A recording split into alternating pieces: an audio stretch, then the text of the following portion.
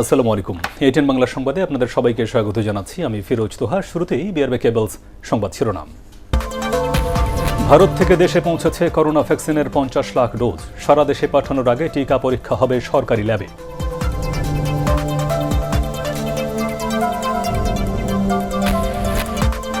মধ্যরাতে শেষ হচ্ছে চট্টগ্রাম সিটি কর্পোরেশন নির্বাচনের প্রচারণা। শেষ মুহূর্তে চলছে প্রার্থীদের গণসংযোগ।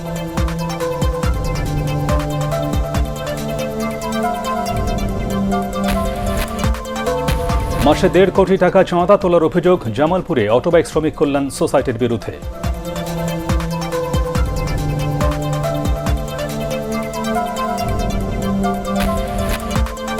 এবং নেত্রকোনায় গৃহহীনদের প্রায় 4 কোটি টাকার জমি দান করে নজির গড়লেন সংসদ সদস্য রেবেকা মমিন।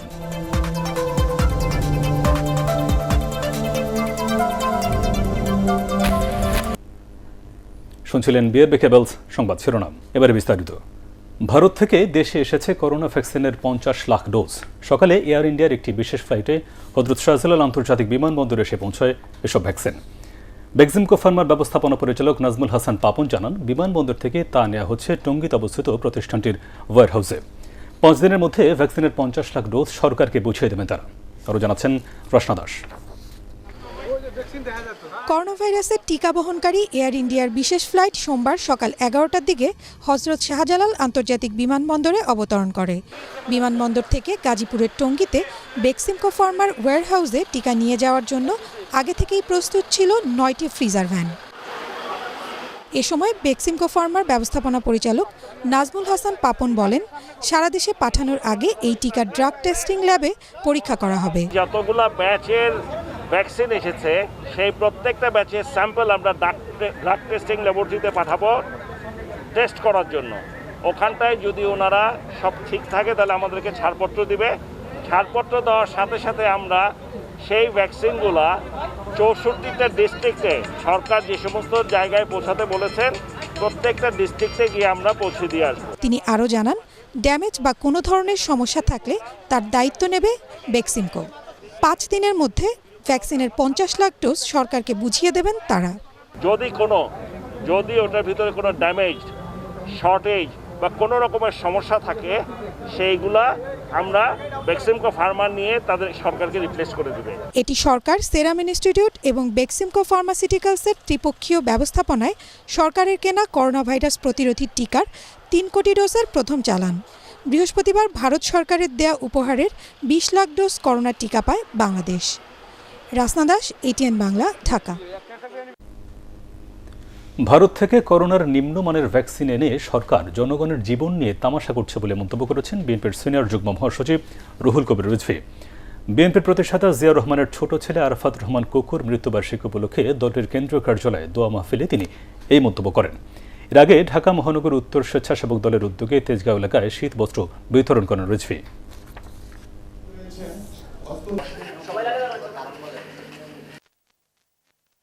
একটা টিকা দিবেন, সেই টিকাটা সকল গবেষণায় উত্তীর্ণ হবে যে টিকা নেওয়ার পর এই করোনা ভাইরাস আমাকে আক্রমণ করবে না। সেখানে অঙ্গীকারনামা কেন, সেখানে সম্মতিপত্র কেন, সেখানে সই দেবে কেন? জনগণ তো আরো সন্ত্রস্ত হলো যে ওইখানে ডাল মে কিউচ কালা হয়। এবারে চট্টগ্রাম সিটি কর্পোরেশন নির্বাচনের খবর।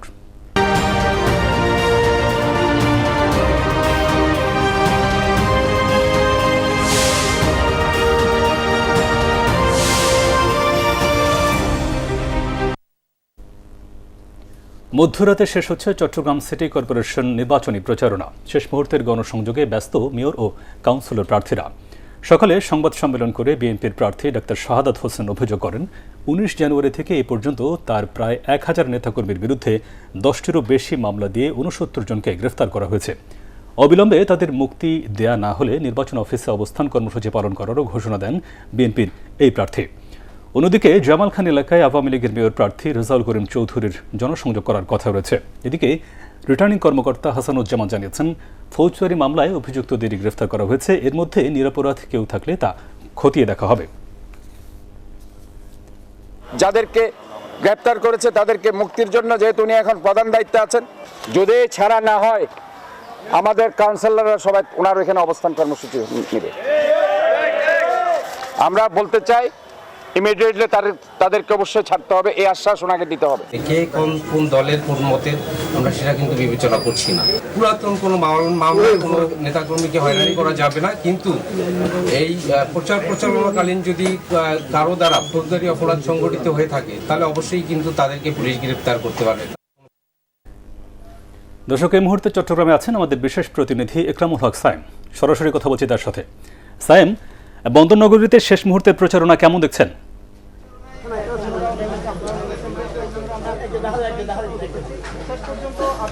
তোহা, আমি এই মুহূর্তে রয়েছি বহাদ্দারহাট এলাকায়। এখানে আওয়ামী লীগ প্রার্থী, মেয়র প্রার্থী রেজাউল করিম চৌধুরী তার কার্যালয়ের সামনে রয়েছি। তিনি কিছুক্ষণ আগে গণসংযোগে বের হয়েছেন।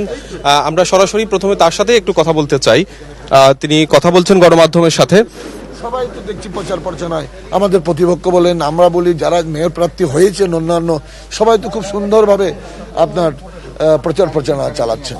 এখানে তো কোনো ঘটনা সেরকম নির্বাচনী কোনো মারামারিও হয় নাই, কোনো ঘটনাও ঘটেনি, সংঘাতও হয়নি। বিএনপি প্রার্থী কিছু অভিযোগ করছেন, বরাবরই আজকে অবস্থান কর্মসূচি পালন করছেন। তিনি দাবি করছেন যে প্রশাসন তার বিপক্ষে কাজ করছে। এই ধরনের অভিযোগগুলো তিনি করছেন। আমি যদি একটা কথা বলি, ওনারা অভিযোগ অভিযোগ অভিযোগ, হ্যাঁ, অভিযোগের রাজনীতিটাকে ওনারা প্রাধান্য দিয়ে আসছেন। হ্যাঁ, তো এখন কথাটা হচ্ছে ওনারা যে অভিযোগগুলো দিচ্ছেন ভিত্তিহীন অভিযোগ। কিছুদিন আগে আপনাদের এই ইলেকট্রনিক্স মিডিয়া আমাকে প্রশ্ন করেছিল রেজাউল করিম চৌধুরী কোটি কোটি টাকা পোস্টার লাগাইছে।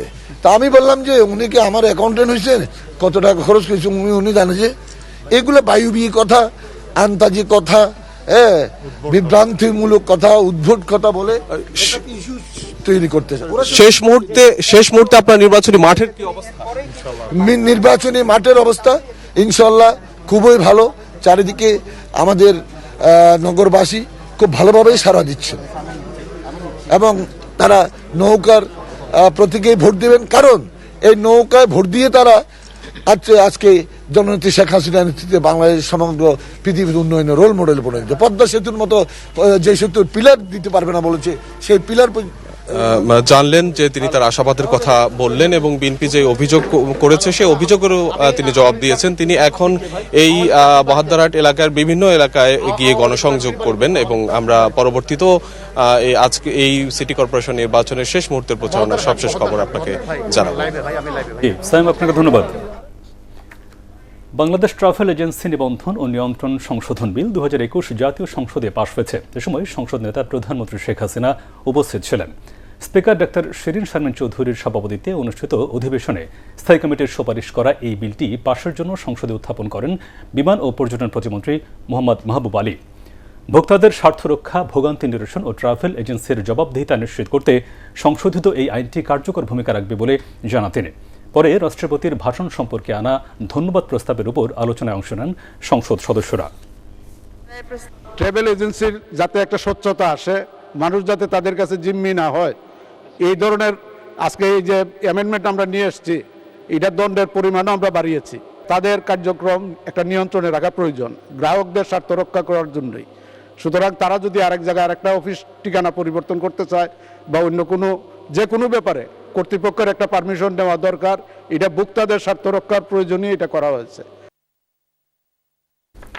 চট্টগ্রাম সিটি কর্পোরেশন নির্বাচনে সরকার কোনো ধরনের হস্তক্ষেপ করবে না বলে জানিয়েছেন আওয়ামী লীগ সাধারণ সম্পাদক ওবায়দুল কাদের।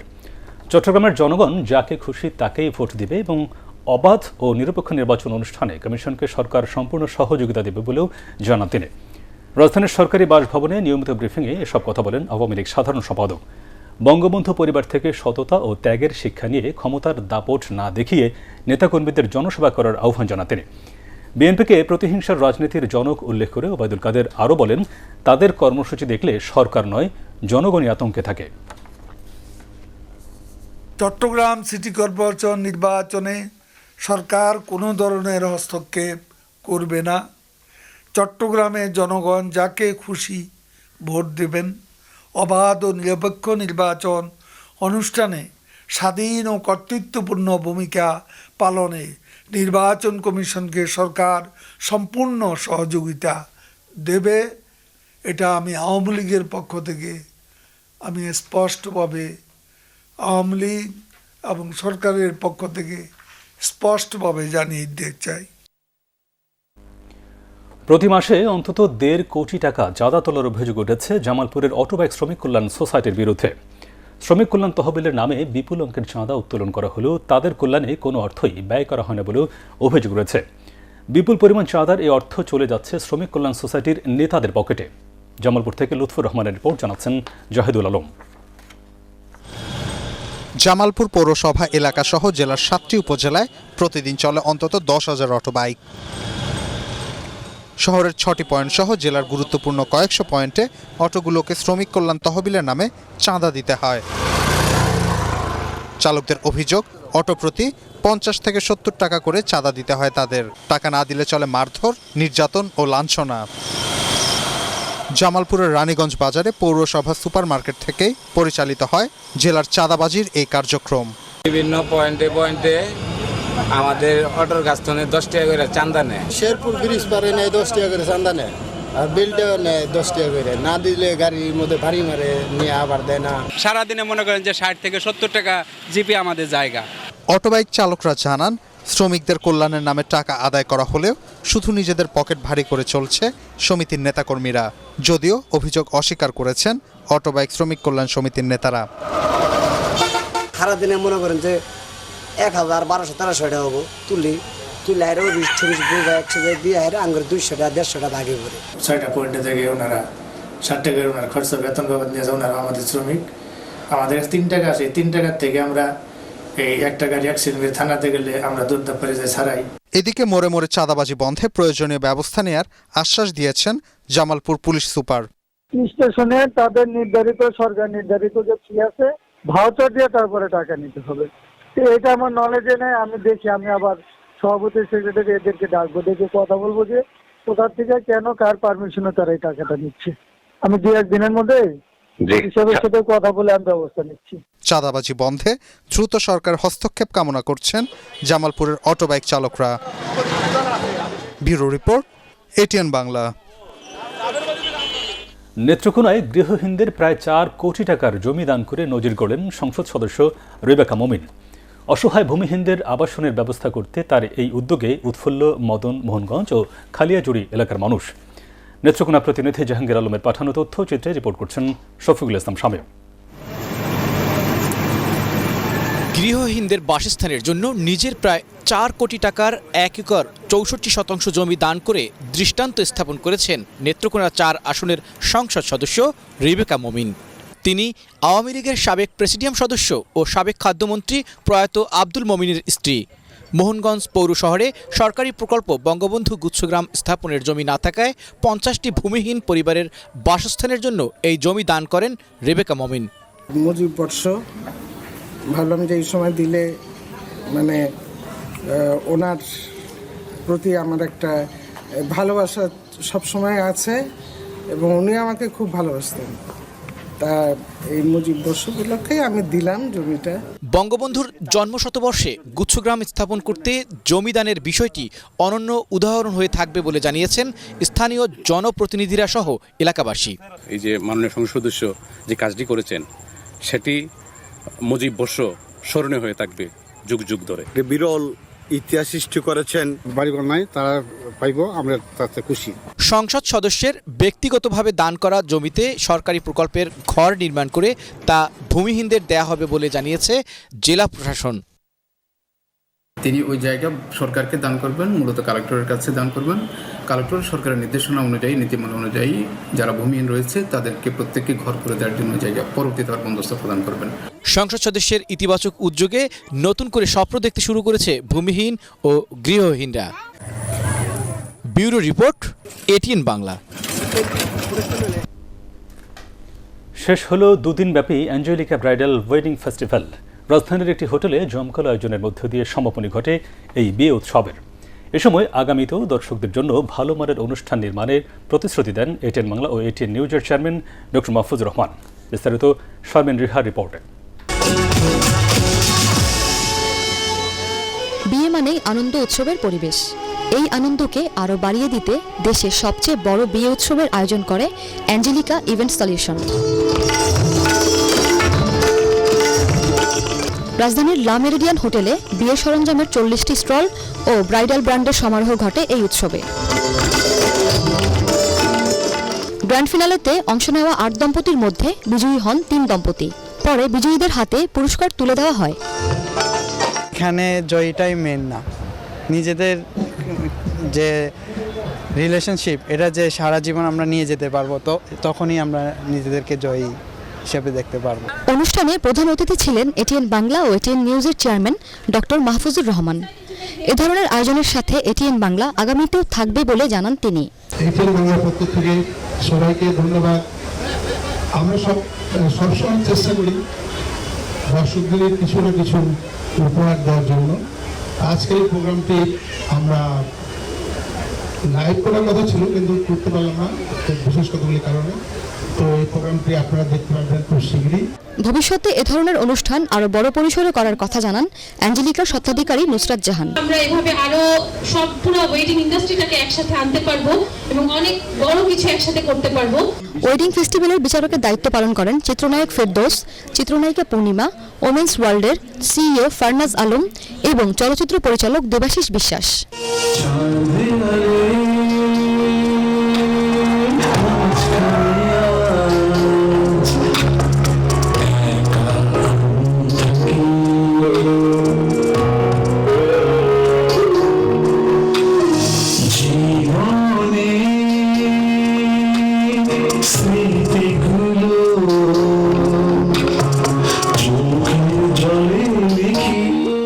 দর্শকদের অনুরোধে এটিএন বাংলার চেয়ারম্যান ডক্টর মাহফুজুর রহমানের গাওয়া গান মুগ্ধ করে উপস্থিত সবাইকে।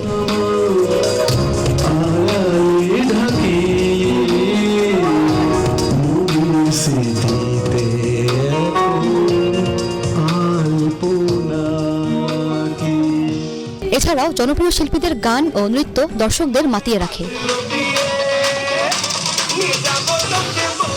শারমিন রিহা, এটিএন বাংলা, ঢাকা। এবার জানাবো শেয়ার বাজারের খবর।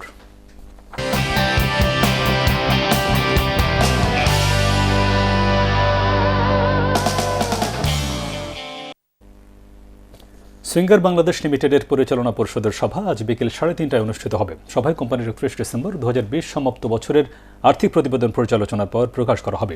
বিনিয়োগকারীদের জন্য লভ্যাংশ ঘোষণা করা হতে পারে। 2019 সালে কোম্পানিটি 77% নগদ লভ্যাংশ দিয়েছিল। এছাড়া প্রান্তিক সময়ের আর্থিক প্রতিবেদন পর্যালোচনার জন্য আরও 6টি কোম্পানির পর্ষদ সভা আজ অনুষ্ঠিত হচ্ছে। এবারে আল আরাফা ইসলামী ব্যাংক অর্থ সংবাদ।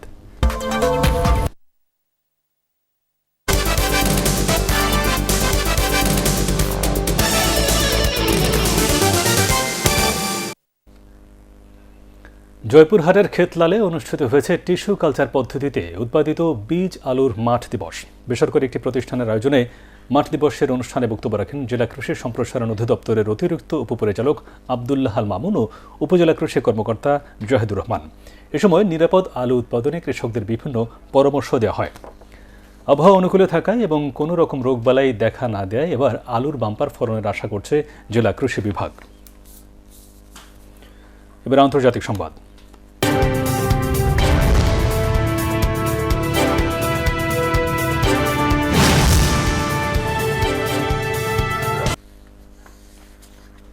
করোনা ভাইরাসের সংক্রমণ ও মৃত্যুর সংখ্যা আশঙ্কাজনক হারে বাড়ছে যুক্তরাষ্ট্রে। দেশটিতে ইতিমধ্যে আক্রান্তের সংখ্যা 2.5 কোটি ছাড়িয়েছে, যা বিশ্বজুড়ে সংক্রমণের 1/4 বেশি।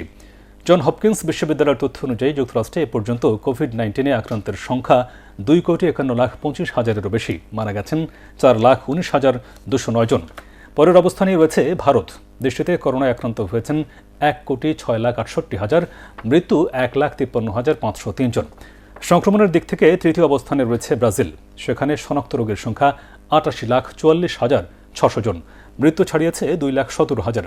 বিশ্বের 219টি দেশে করোনা মহামারীতে আক্রান্ত রোগীর সংখ্যা 10 কোটির কাছাকাছি এবং মৃত্যুর সংখ্যা ছাড়িয়েছে 21,39,000।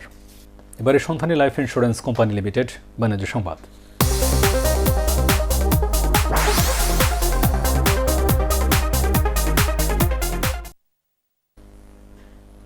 চাঁপাইনবাবগঞ্জের শিবগঞ্জে কন্দাল জাতীয় ফসলের উৎপাদন বাড়াতে অনুষ্ঠিত হয়েছে কৃষক কিষানীদের প্রশিক্ষণ। এতে প্রধান অতিথি ছিলেন কৃষি সম্প্রসারণ অধিদপ্তরের ভারপ্রাপ্ত পরিচালক মোহাম্মদ আনোয়ার হোসেন। কৃষি সম্প্রসারণ অধিদপ্তর রাজশাহী অঞ্চলের অতিরিক্ত পরিচালক সিরাজুল ইসলাম ও উপপরিচালক নজরুল ইসলাম অনুষ্ঠানে অন্যান্যের মধ্যে বক্তব্য রাখেন। এ সময় আলু, মেটে আলু, কচু, পানিকচু ও কাসাভা প্রভৃতি কন্দাল জাতীয় ফসল উৎপাদন কলাকৌশল, বালাই ব্যবস্থাপনা ও বাজারজাতকরণ নিয়ে কৃষকদের প্রশিক্ষণ দেওয়া হয়।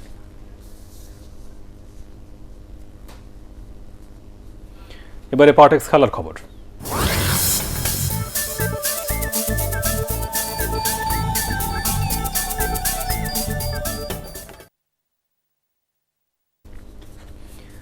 চট্টগ্রামে তৃতীয় ও শেষ ওয়ানডেতে ওয়েস্ট ইন্ডিজের বিপক্ষে ব্যাট করছে বাংলাদেশ। এর আগে টস জিতে বোলিংয়ের সিদ্ধান্ত নেয় সফরকারীরা। ইনিংস ওপেন করতে নেমে দলের এক রানে লিটন দাসের উইকেট হারায় বাংলাদেশ। এ নিয়ে টানা 3 ম্যাচে ব্যর্থ হলেন টাইগার ওপেনার রুবেল হোসেন আর হাসান মাহমুদকে বাদ দিয়ে এই ম্যাচে তাসকিন আহমেদ এবং মোহাম্মদ সাইফুদ্দিনকে সুযোগ দিয়েছে সাগরিক দল। শেষ খবর পাওয়া পর্যন্ত বাংলাদেশের সংগ্রহ 4 উইকেটে 210 রান।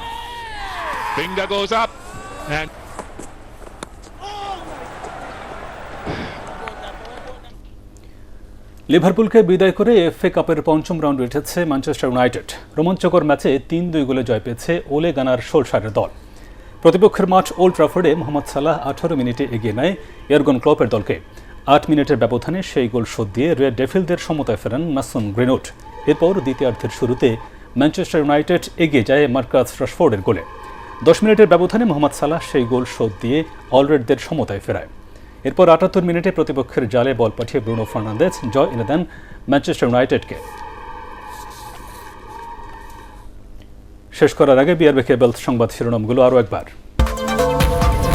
ভারত থেকে দেশে পৌঁছেছে করোনা ভ্যাকসিনের 50 লাখ ডোজ। সারা দেশে পাঠানোর আগে টিকা পরীক্ষা হবে সরকারি ল্যাবে।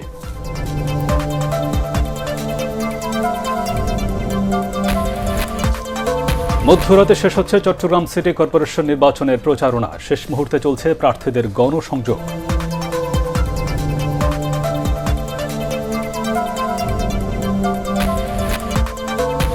মাসে 1.5 কোটি টাকা চাঁদা তোলার অভিযোগ জামালপুরে অটোবাইক শ্রমিক কল্যাণ সোসাইটির বিরুদ্ধে।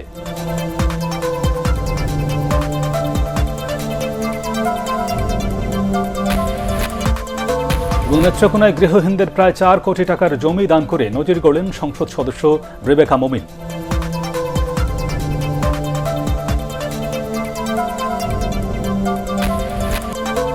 আর এই ছিল এখনকার মতো। রইল পরবর্তী সংবাদ দেখবার আমন্ত্রণ। দর্শক, করোনা ভাইরাসের সংক্রমণ থেকে নিজেকে সুরক্ষিত রাখতে অবশ্যই মাস্ক পরুন, বারবার হাত পরিষ্কার করুন। আর এটিএন বাংলা সংবাদ ইউটিউবে দেখতে ব্রাউজ করুন youtube/ATN বাংলা নিউজ। ধন্যবাদ সবাইকে।